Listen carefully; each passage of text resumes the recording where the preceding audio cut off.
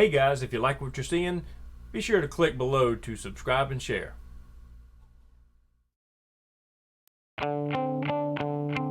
It's not just about the photograph, it's the outdoor experience.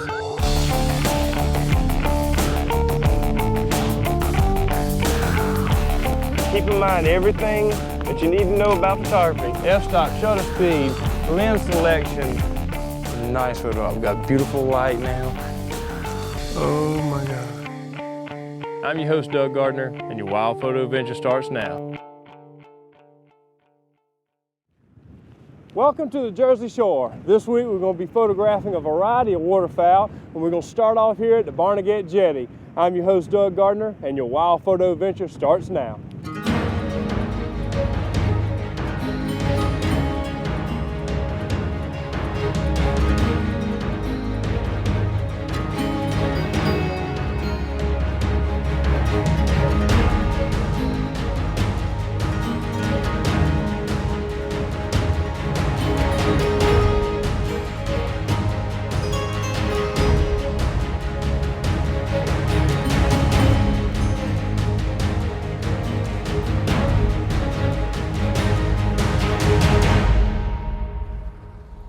Behind me is Barnegat Lighthouse, one of New Jersey's most well-known landmarks. It sits on the northern tip of Long Beach Island on the southern side of the Barnegat Inlet. Now, the early Dutch explorers named this area Barnegat Inlet or Breakers Inlet because it's known for its massive cresting waves which made navigation so difficult. Barnegat Lighthouse, it was built in 1859 and has now been decommissioned. This is a wonderful place, not only for nice scenic shots, but we're going to try to get some exotic sea ducks as well along the Barnegat Jetty. So bundle up and join me.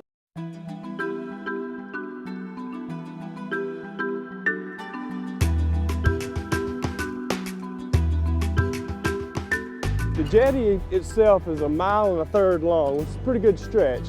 And trying to navigate and step over each individual rock and avoid those big cracks between the rocks, I find it a lot easier to get on the beach side and just walk the beach all the way down to the end of the jetty and then find a place to cross over onto the jetty.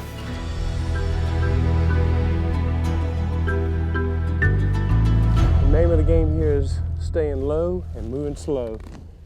It doesn't matter if you're dealing with the shorebirds or you're dealing with the waterfowl. It's especially important when you get up on top of those jetty rocks, because you're going to stick out in the open. These birds are going to see every movement you make. See, low and slow.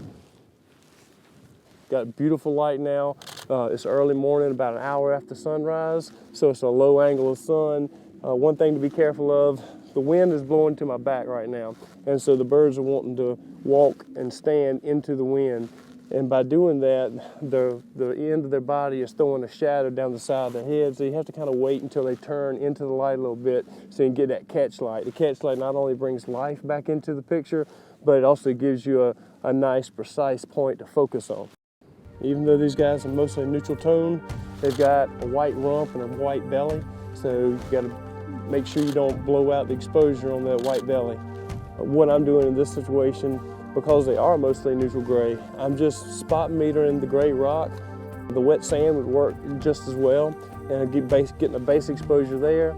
And then because that white belly is going to blow out a little bit and be too bright, I'm stopping down about 1/3 to 2/3 of a stop. I'm kind of bracketing a little bit between 1/3 and 2/3 under that exposure. So right now I've got an exposure of 1/250th of a second, with an aperture of 5.6, and my ISO is 200, and that seems to be just right. The reason why these birds are grouped up like this on this southern side of this jetty, even though it's a westerly wind, it's kind of a north-northwest, so the wind is actually coming right down over the backside of these jetty rocks. And so this is kind of the leeward side here. They're tucked in here together on the sunny side, and they don't have as much wind. In fact, it's still quite windy, but this is a nice little protected side of the jetty for them. All right, we're getting to the end of the jetty now, and I'm gonna just park this cart right here. It's a good idea to bring a cart with you when you come out here, especially if you're gonna come and spend the day. You got plenty of room to carry your lunch and all your gear.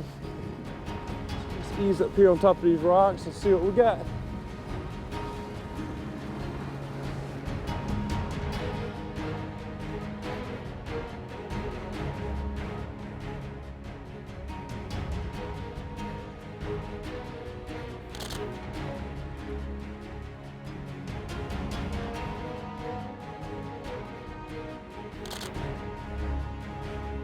The more you can blend into the rocks and just look like another rock, and the lower you can stay, the better success you're going to have. The name of the game is trying to get as close as you can here. We're dealing with small birds, so you're going to have some power. You're going to have anything from a 300 millimeter lens to a 800 millimeter lens in order to get these birds to take up enough of a frame that you can get any considerable detail. It's a beautiful location. But if you're going to be out here for any considerable time working, it's a good idea to bring some knee pads. These rocks are pretty rough on knees, especially old knees. We've got a few longtails flying in. Shutter speeds when you're dealing with waterfowl, especially flying ducks, need to be very high. You want to stop that action of those wings, so I like to use anything above 1/1000th of a second.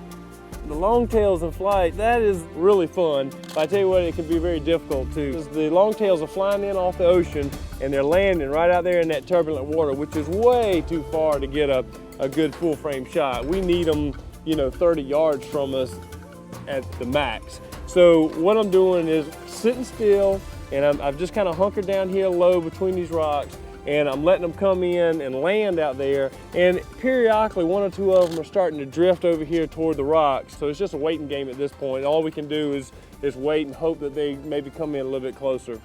These are diving ducks, like I said before. So they dive for their food. So whichever way the current's moving or the wind's blowing will determine which way they actually point. Usually they'll point into the current or into the wind. So when they're sitting on the water, once they dive down, whatever direction they were pointing when they dove, they're going to pop back up in that direction, usually 25 to 30 feet away. So if you see them go down and you want to catch them as soon as they pop up, swing your camera over about 20 or 30 feet and you'll be in pretty close proximity to where they're going to pop back up. So when you're getting exposure for the long-tailed duck, you've got to change that exposure the way you go about compensating, because the duck is predominantly white. There's a lot of white on there that'll blow out real easily, especially in bright sun. Remember, your camera's meter wants to make everything neutral gray. Well, that duck's not neutral gray, he's white. So you got to bring it back to white by adding light. Meter the white duck and then open up a stop to a stop and a third. I cannot reiterate enough how treacherous these rocks are. You got a lot going on here and there's a lot on your mind, and the rocks are, for a lot of us, are the furthest thing from our mind because we're excited about getting pictures of all the beautiful birds. But as you walk along, don't carry the tripod over your shoulder like we're accustomed to doing. And you don't want the legs extended out in front of you as you're walking along, because you could easily hit them on a rock and lose your balance and trip over them. I usually like to just kind of keep them low like this and have the legs swept back behind me. But now when you do that and you're watching the bird, you got to keep in mind, you got to watch every step you're making. I mean, these are very, very deep cracks between these rocks, and they're very slippery. The green algae, there's ice, there's water on them. They're very, very slippery, and I just cannot stress enough how treacherous these things are. So please be careful when you're out here.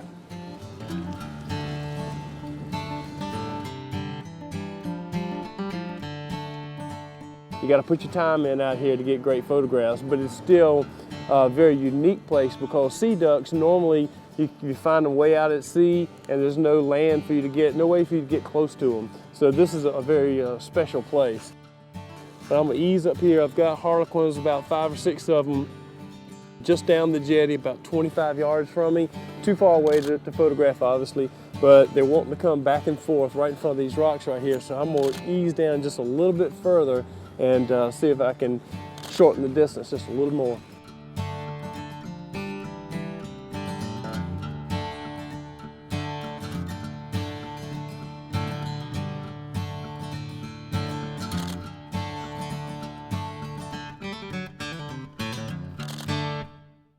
even though I always try to get as low a profile as I can and get as close to the animal's eye level as I can, this is a situation I just do not recommend doing it. I heard reports just before I came out here that a couple of years ago, a gentleman fell on one of these rocks and got his head stuck between one of these boulders. If nobody was out here to help you, tide could rise and you're going to drown. So this is not a place to take lightly. You got to be very, very careful out here. Now there are some places along this jetty that you can get yourself lower.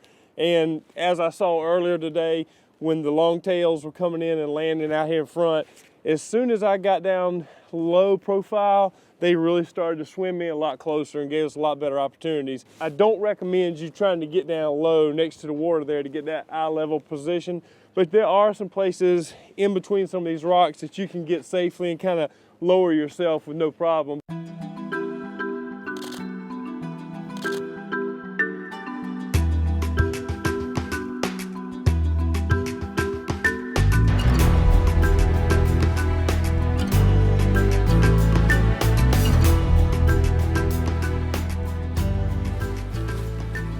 It's cold, very cold. So that's the reason they call it waterfowl, I guess, because you got to get wet and it's always in foul weather.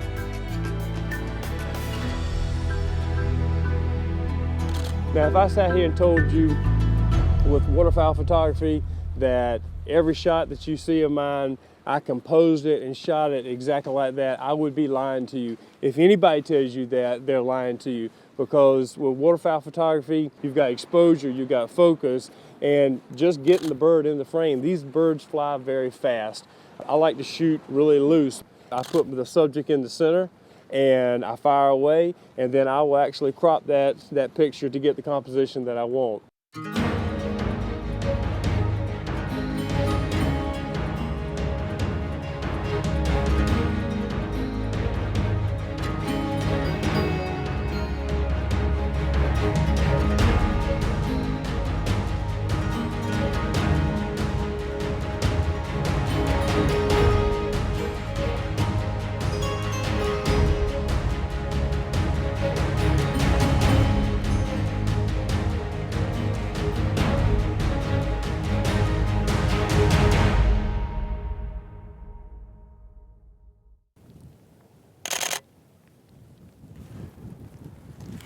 Wow, what a spectacular opportunity. We're here at the Edwin Forsythe National Wildlife Refuge, and I got a tip while we were up on Barnegat Jetty that there was a snowy owl that had been seen for a couple of days. So we rode down here not far, about 30 miles south, and lo and behold, he's sitting right here on the edge of the road. Beautiful subject. Snowy owls are really unique because they have the white plumage with the dark banding on the sides of the wings. This guy seems to be real content just sitting right here. Now, we've got horrible weather today. I mean, it's heavy overcast. They're saying it could snow, could rain, we don't know, but either way you put it, the light is yucky. But we're gonna try to do what we can with this subject since it is a unique sighting. You don't normally find snowy owls this far south and east. But we're in the middle of what they call an eruption, which happens every few years. You'll get an influx of snowy owls that migrate down a little bit further than they normally would. Because it is an overcast day, it's a very blue tone to all the light out here, so I need to adjust my white balance and warm it up just a little bit. So I choose to use the manual Kelvin scale and adjust my white balance manually. So normally daylight setting is 5400 to 5600 Kelvin. In situations like this, I want to warm it up a little bit, so I'm shooting at 6200 Kelvin. It's heavy gray overcast skies, and we have a mostly white subject here. So what I'm doing is I'm spot metering the head of the owl, and I'm going to open up 2/3 of the stop to kind of add a little bit of light and bring the white back to white. Otherwise, if I just metered the owl and trust what my meter says, the camera's going to try to make the owl gray, and he's not gray, he's white or mostly white. So we have to add light to bring it back to white. So right now I'm shooting at a shutter speed of 1/640th of a second at 1000 ISO, and my f-stop is f8. What a pretty bird, beautiful. Well, this is really special, but you know, it is marginal light. I've done about what I can do with it. Now, if it does start snowing, I'm gonna come back here and try to shoot this again. Snow could change this into a very dramatic shot.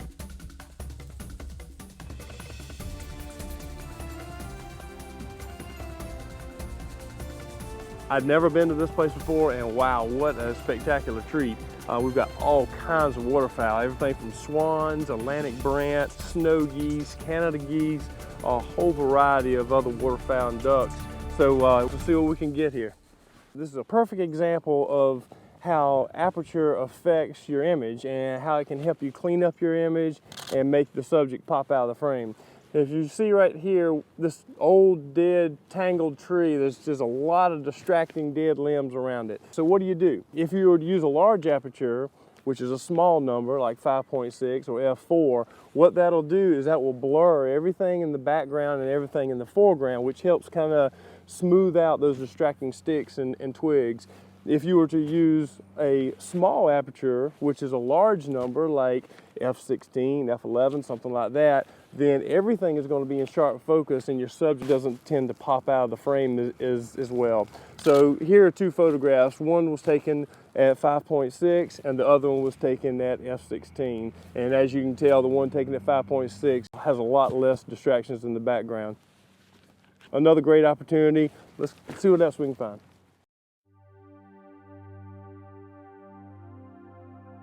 All right, that is a lot of snow geese. I don't know, 5, 6, 7,000 of them in that flock. Really a spectacular scene.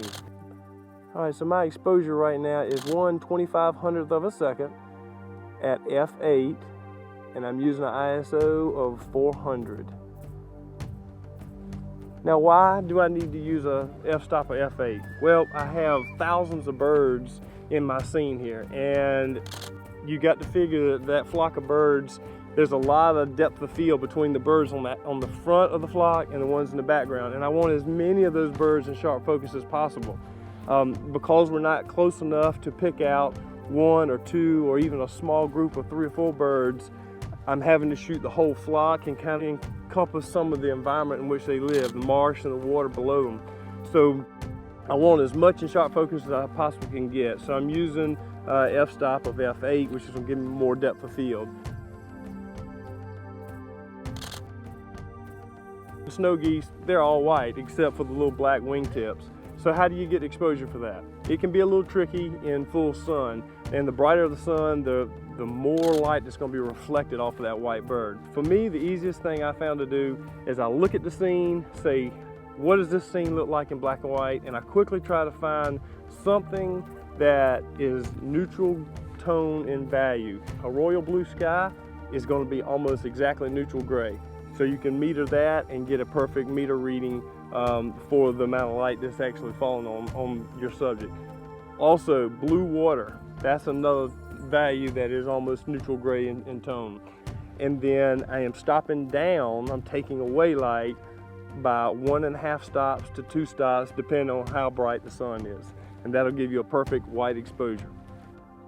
The key to being successful in wildlife photography is patience. Sit back, relax, and wait the animal out. Let the animal behave naturally and you'll get much better shots. I've seen folks, especially with snow geese, they want to get the big blast-off shot. We have thousands of snow geese in the air taking off at one time, and it's an amazing sight to see, and it makes for some amazing photographs. However, I see people sometimes that they'll go out and they'll intentionally flush the birds so they can get that shot. Well, if you do that, the birds are going to flush. Yes, you may or may not get the shot, and then the birds are gone. The thing about snow geese, if you let them act naturally, what they normally do is they come into an area where they want to feed. And as they sit there and feed, they'll feed for an hour or so, and then the birds in the back of the flock will jump up in a big blast off and fly over the birds that are still sitting on the water and land again. And then the birds that are in the tail end of the flock, they will jump up and kind of creates a hopscotch effect. So you get 5 or 6 or 7 big blast-off shots.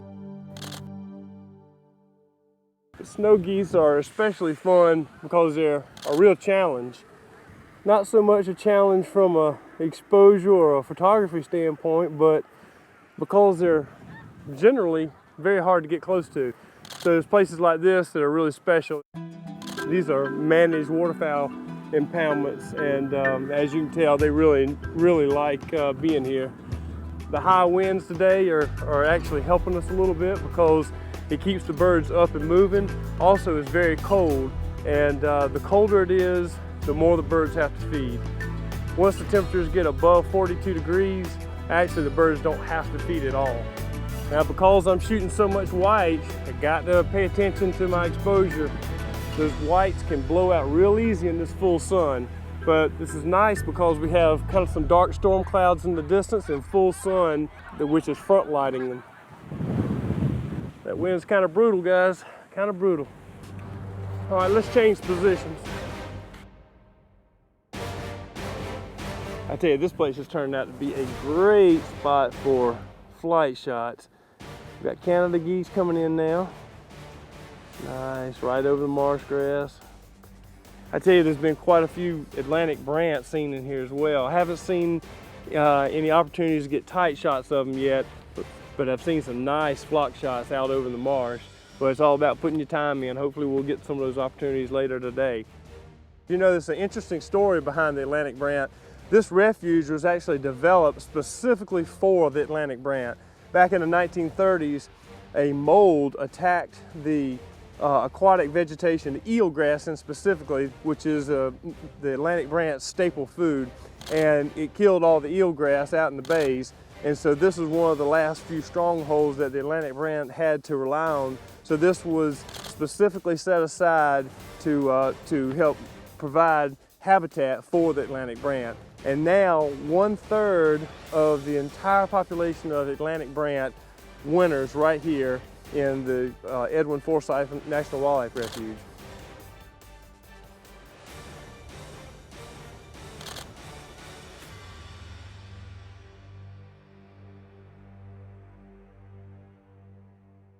One thing that people overlook when they're out doing bird photography is wind direction. It's equally as important as lighting direction. In this scenario, we've got the wind coming across in front of us here from left to right, and the sun is coming in over my shoulder here. So what that means is all ducks, geese, and swans, they're going to take off and land into the wind. We have a lot of birds sitting out on the outside of this impoundment over here to the right, and so they're periodically getting up into the wind and flying straight across in front of us and landing back over here in this impoundment on the left side of me here. Now, ideally, you would want the sun and the wind coming from the same direction, because what would happen is the birds would get up in front of us and fly straight toward us, and those can be some of the most dramatic shots. But let's keep on it. Never know what the rest of the day has to offer. Coming right across here, just constant stream of Canada geese, and they are really making for some great opportunities for flight shots here. They're flying into the wind, so they're real slow. It's a lot easier to get your autofocus sensor on them when they're flying slow. Canada geese are just slightly darker than neutral gray, but you can pretty much trust what your meter has to say. So I'm metering a neutral tone area in the background, and then I come back up on these guys.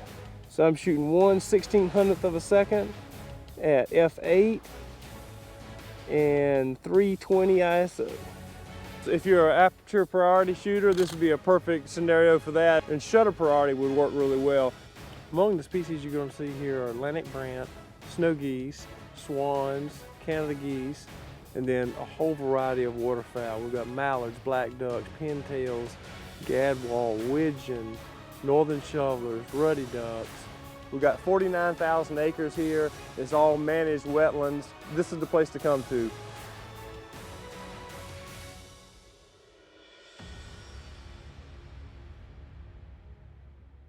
All right, that drake's getting ready to do wing flap.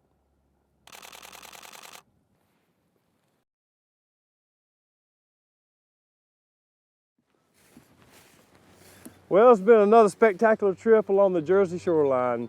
I'd like to thank each and every one of you for joining us this week. I hope you've enjoyed this week's show and learned a little more about waterfowl photography. More information about this week's show is available online. And remember, it's not just about a photograph, it's the outdoor experience. I'm your host, Doug Gardner. Thank you for joining me on another wild photo adventure.